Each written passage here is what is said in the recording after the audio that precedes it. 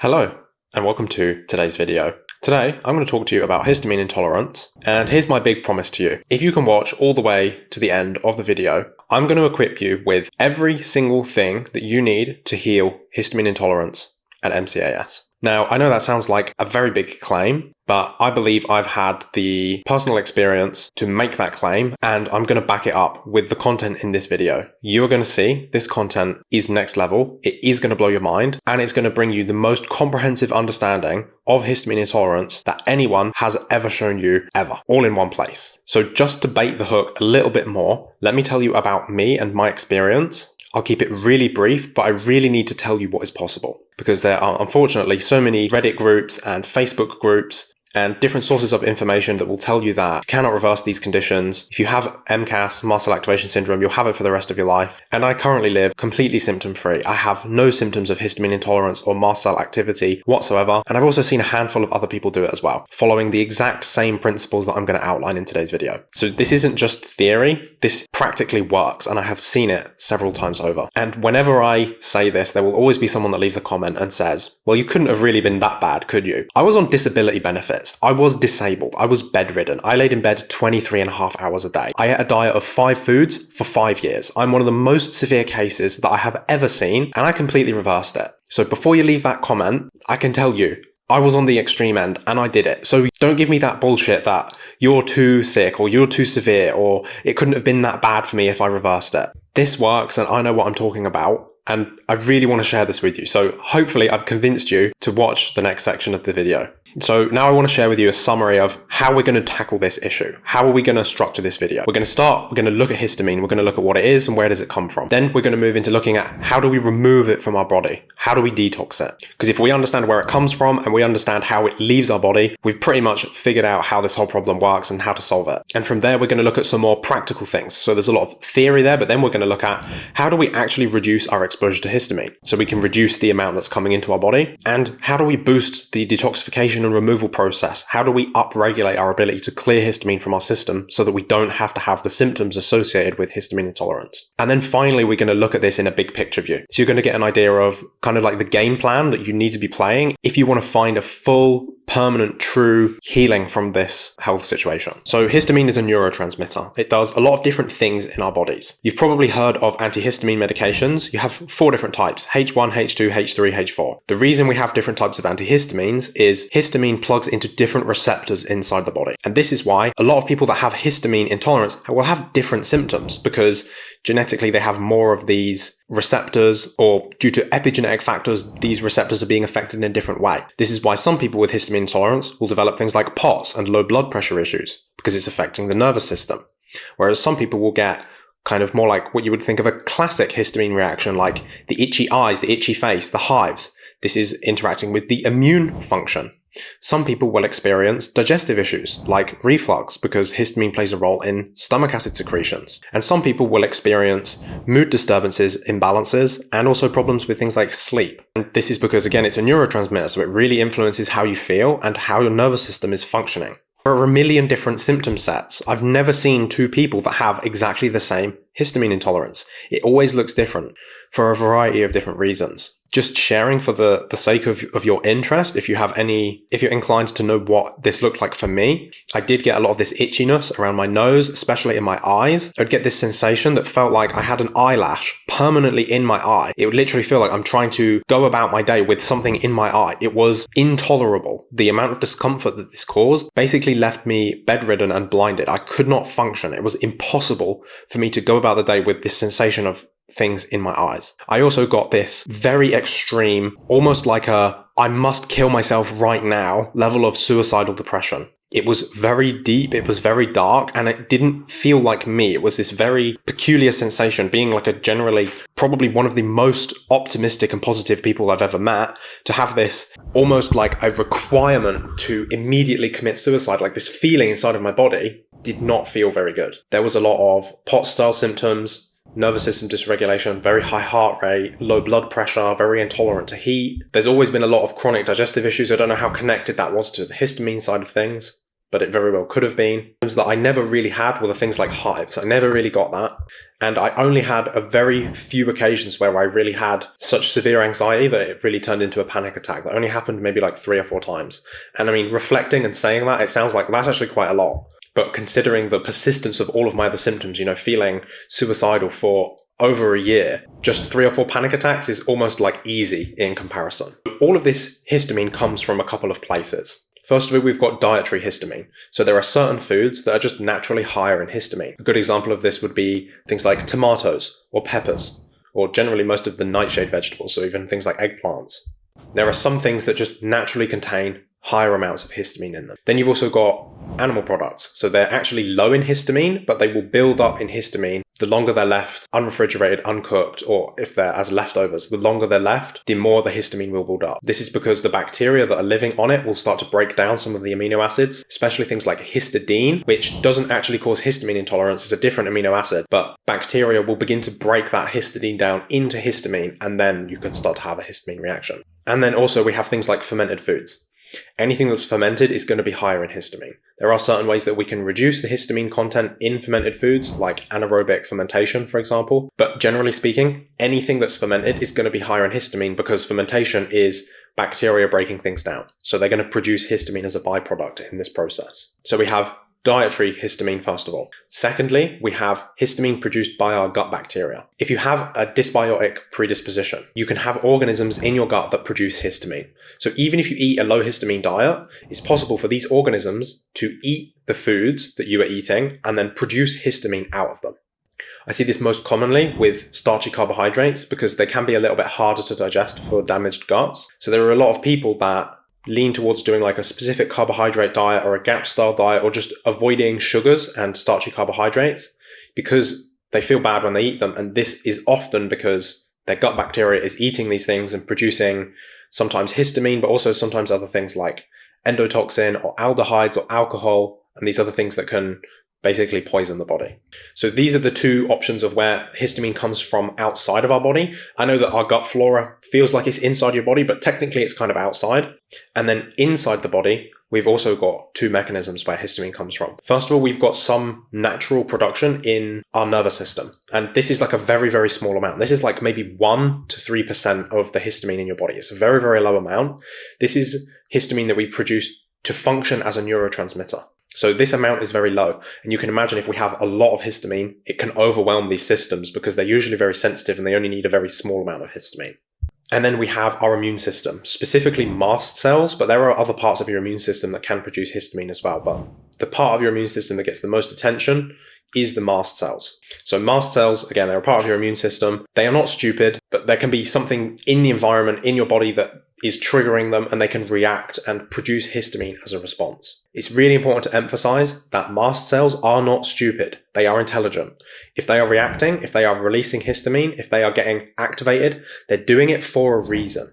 Now, we can look at just controlling these mast cells with medications like mast cell stabilizers, and we'll come to that in a little bit.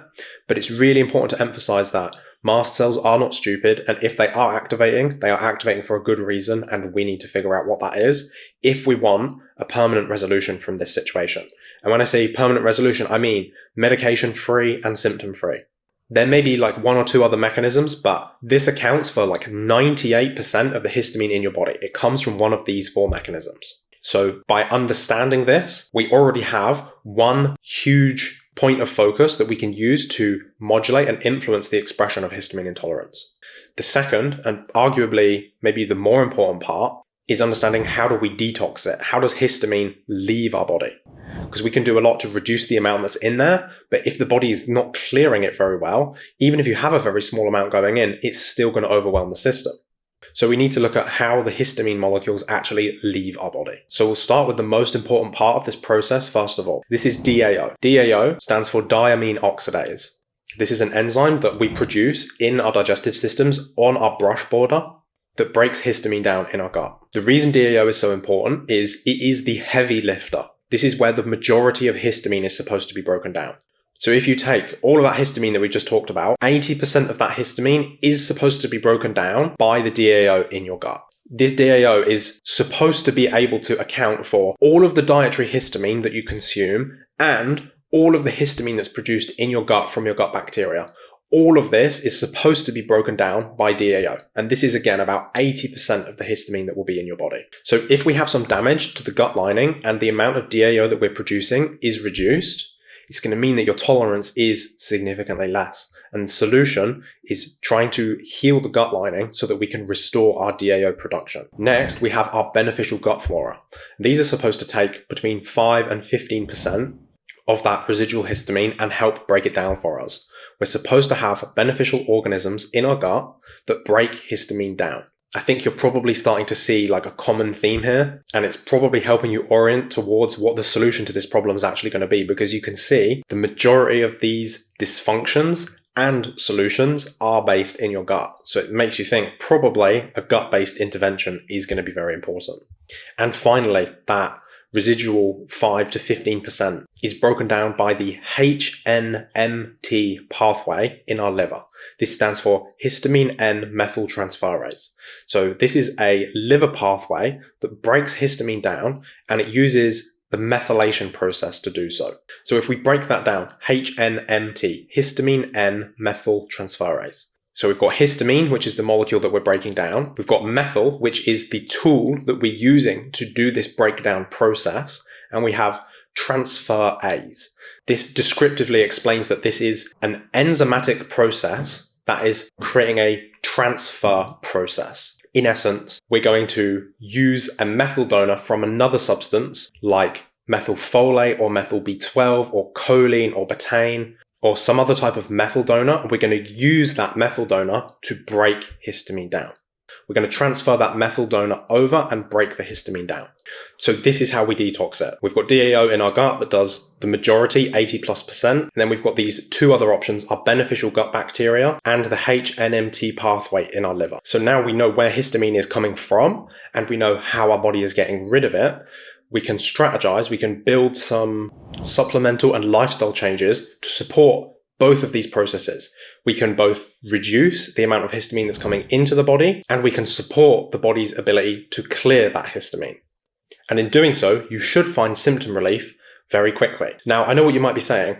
This sounds really good, and I really want to feel better, but this does not sound like healing. If I have to eat a low histamine diet and take mast cell stabilizers and do all of this methylation support and work on my gut to reduce the bad bacteria and improve the probiotics that break down histamine, that sounds like a lot of work, and it isn't actually a solution, because I'm still having to not eat chocolate and not eat cheese and not drink wine and do all of these things that you want to do that are normal, that you should be able to do. But hold on, we will get there. The last step, the big picture, we're going to come to how we actually permanently resolve this problem. But it's really important that we look at how to manage it first, because a lot of the management strategies actually, and I'm letting you in on a little spoiler here, a lot of these management strategies actually create a solution in the long run. And this is the way I like to work when I'm working on trying to heal a chronic health problem. I want to find a way to manage the symptoms temporarily in the short term, but by using strategies that also align us with a permanent healing outcome in the long run. To me, it just makes so much sense, because you feel better now and you heal in the long run. It's like a win-win. Why would you not want to do it that way? So the first step is we need to reduce our exposure to histamine on all fronts. So first of all, it is important to adopt a low histamine diet temporarily. I can tell you now, I eat cheese and I feel great. I can drink wine and I don't have any problems. I can eat organ meats that I never used to be able to eat. I could eat chocolate. I'll tell you, I literally ate half a bar of chocolate by myself yesterday, and there's no negative consequence that happened. I'm actually surprised I didn't make myself feel a little bit sick, actually, because most people that eat half a chocolate bar probably wouldn't feel good, but my body was really asking me for it, and I had it, and I felt fine. But that's kind of like a first world problem, you know? Wouldn't you love to be able to eat a bar of chocolate and feel sick again, instead of having all of the crazy histamine intolerance symptoms? So we have to adopt a low histamine diet. The reason this is so important is this is where the majority of histamine actually comes from. If you combine the histamine from the diet and the histamine that could be being produced in your own gut, this really does account for about 90% of total histamine intake for most individuals. And this is why some people are able to do a low histamine diet and find symptom relief in literally 2 or 3 days, because this is where the majority of the histamine is coming from.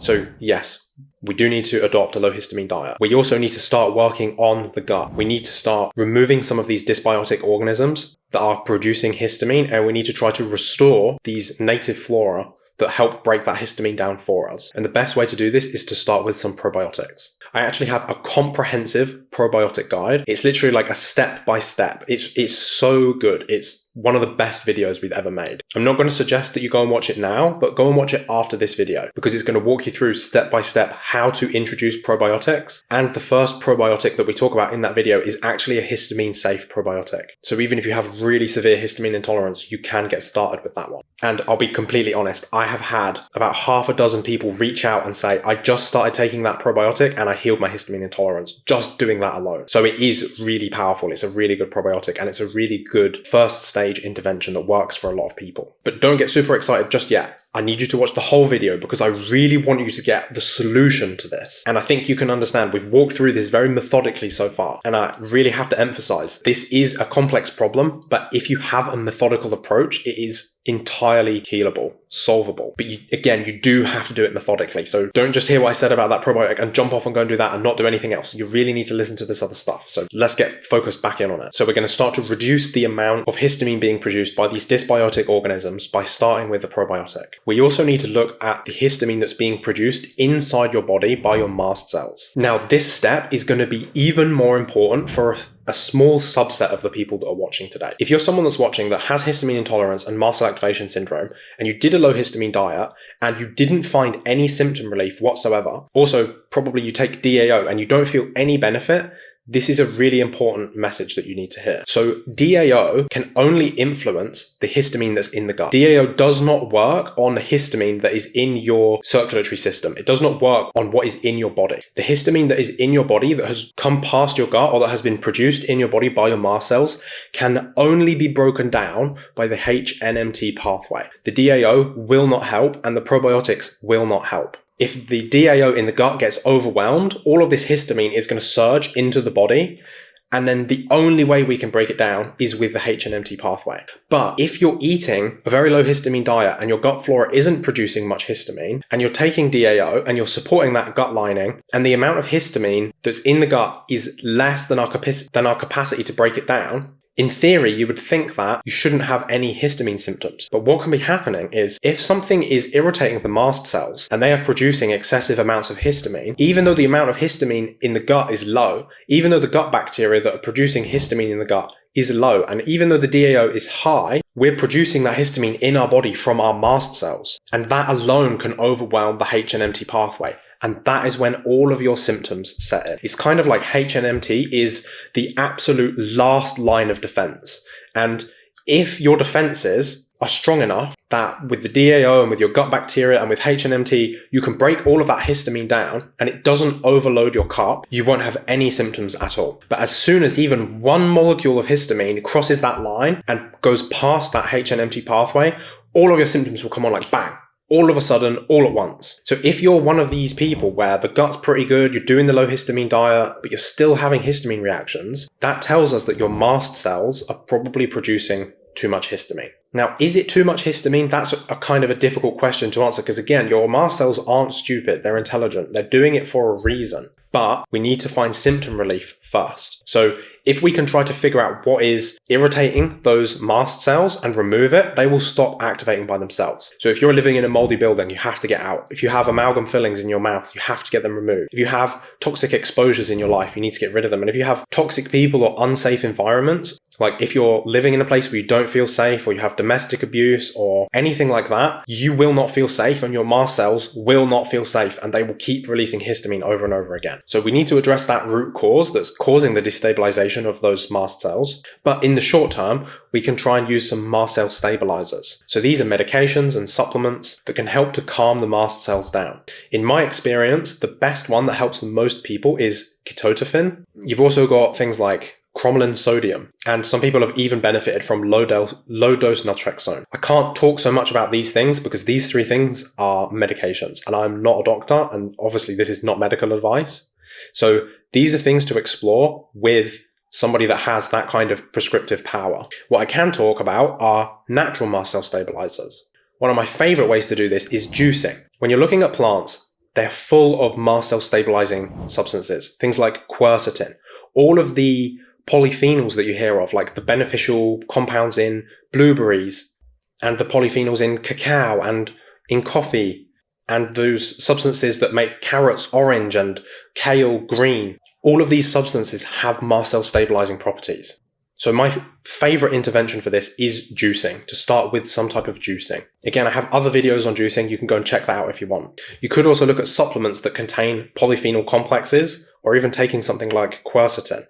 One of the things you might have to watch for in a polyphenol complex is a lot of the things that are very high in polyphenols are also actually quite high in histamine. So you are going to have to be careful with that. So if we combine these things together, the low histamine diet, we start with some probiotics to help reduce the amount of histamine producing bacteria in the gut. And we look at what is irritating the mast cells. We try to remove that irritant and also use some kind of mast cell stabilizing substance as well. We can reduce the exposure to histamine. Hopefully we can bring this down by like 80 or even 90%.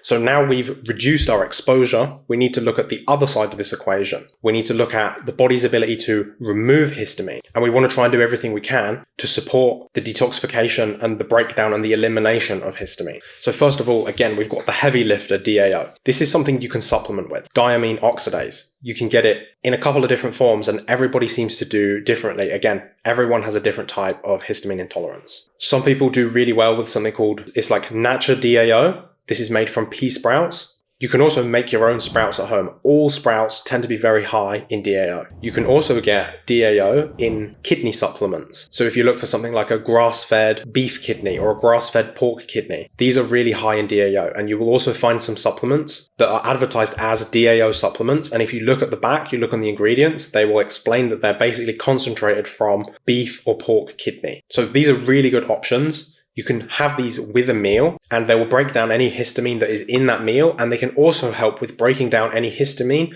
that might be produced in your gut in that digestive process. There are a lot of people that try DAO and it doesn't make any difference to them. I was one of these people. I tried DAO. It did not help at all. I didn't feel any different. It did nothing for me. And again, as I said, histamine intolerance is always different. So you're going to have to work your way through this and try all of these different things and see what helps and what works for you, because everybody is different. The next step for increasing that detoxification process, again, is probiotics. Because not only are we removing those organisms that are producing all of that excess histamine, this is also solving the problem as well, because we're putting histamine degrading bacteria in our gut. So probiotics really here are like a double whammy, because not only are they reducing the amount of histamine that we're going to get exposed to, they're also increasing our ability to break that histamine down. But it is really important that you use a low histamine probiotic and you use probiotic strains that break histamine down. Again, as I said, you can check out our full probiotic guide. If you're just looking for somewhere to get started though, you could take a look at the D-lactate-free probiotic by Custom Probiotics. This one's really, really nice. Probably my favorite probiotic on the market. And then finally, we need to look at this HNMT pathway and figure out how do we boost it.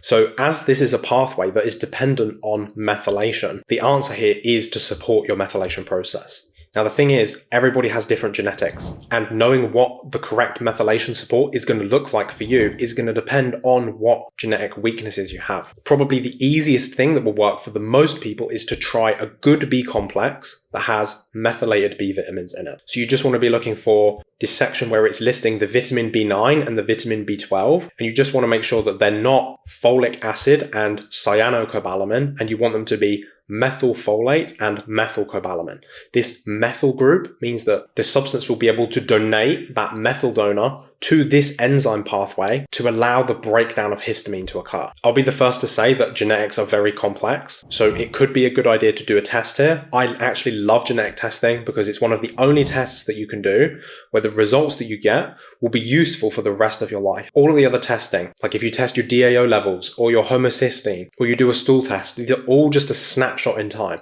but your genetics, they never change. So if you haven't done genetic testing, it's really worth doing. It only costs about 100 euros, 100 pounds, $100. And once you've got it forever. It's super handy. Anytime someone comes to do a consultation with me, it always helps if I can see what the genetics are saying and where they could be in need of some methylation support. So it's really useful for you, and it's going to be useful for every single practitioner that you work with forever. So you really should just do it. And lucky you, we have a video that walks you through exactly how to do it. So exactly what kit to buy, exactly how to get your results from your sample and exactly what to do when you get those results. You can take a look at that guide here, but again, probably watch it at the end of the video because we still need to do the big picture so you can understand how we're actually going to find a permanent fix to this histamine intolerance that you might be dealing with. One of my other favorite things that we can do to support HNMT is simply taking creatine. So creatine is the most studied supplement in the whole world. It is absolutely amazing. It protects you from traumatic brain injury. It increases your athletic performance. You can literally do the same amount of exercise and you just gain 20% more muscle. It's absolutely insane how amazing creatine is. But the reason that it's important today is that creatine is a methylation end product. This means that your body uses a lot of its methylation to make creatine. So if we can just provide the body with creatine, instead of having to use all of this effort to make that creatine, it can reallocate those resources to breaking histamine down for you instead.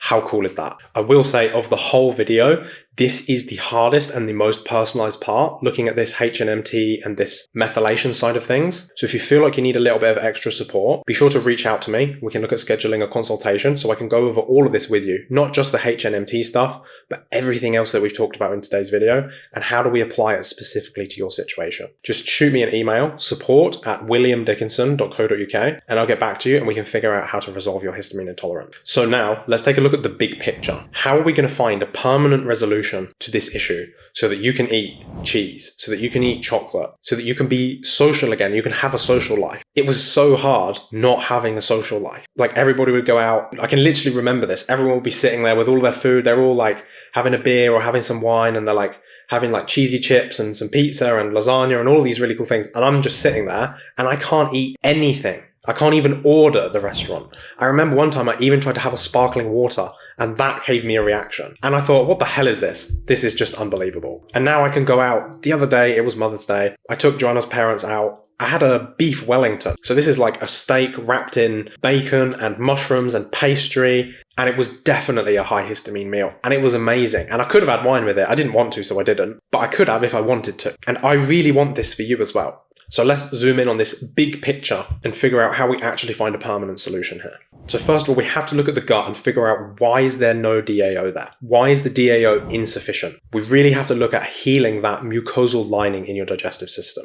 In my experience, the most important thing to do this is probiotics. And we're going to come to those in a moment. But all of the gut healing advice that you've heard is probably very helpful here. So you could be thinking about a GAP style diet. You know, a lot of like meat stock, bone broth type things. We also want to look at the core nutrients that we need to heal that gut lining and trying to get as much of these from the foods that we're eating as possible. Animal products can be extremely healing. Organ meats can be very, very good. Now, I know probably you're struggling with histamine intolerance, so you have to do what works for you. I couldn't eat liver, but I could do egg yolks. I was okay with that. And egg yolks are a powerhouse of nutrition. You might not be able to tolerate eggs, but you might be able to do liver okay, or maybe kidney. You just have to do what works for you. But we really need to think, how do we heal this gut lining? Because if we heal the gut lining, we're going to produce DAO again, and then we're going to be able to break down all of that histamine in the food that we're consuming. And then we have to look at your microbiome as well. So we really need to kick out all of these bad guys that are producing all of this histamine, and we need to get all of these organisms that are missing, that are supposed to be breaking the histamine down for us. So this is a process that can take time.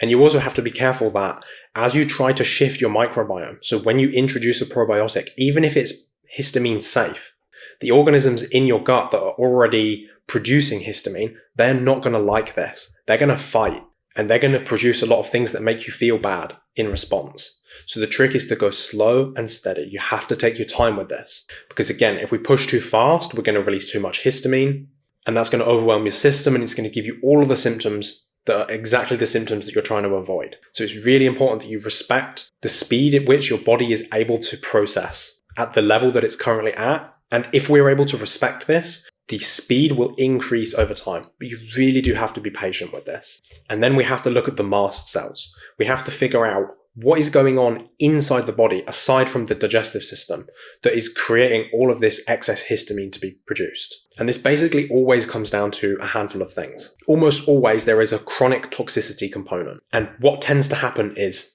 there is a chronic toxicity that the body, for some reason, is unable to eliminate. And as a consequence, it's attacking this toxicity with the immune system instead of the detoxification system. So the solution here is looking at the detoxification system and trying to figure out what's going wrong here and why is it so backed up. so that the immune system is attacking it instead of it just moving out through these detox channels, through these detox pathways as it's supposed to be. And what often happens as a consequence of chronic toxicity is the body will pick up a bunch of different types of infections. So this could be viral, things like EBV, things like herpes. This could be bacterial, things like Lyme. This can even become things in the gut, things like SIBO and SIFO. But instead of chasing all of these infections, it's far more important that we focus on this toxicity component.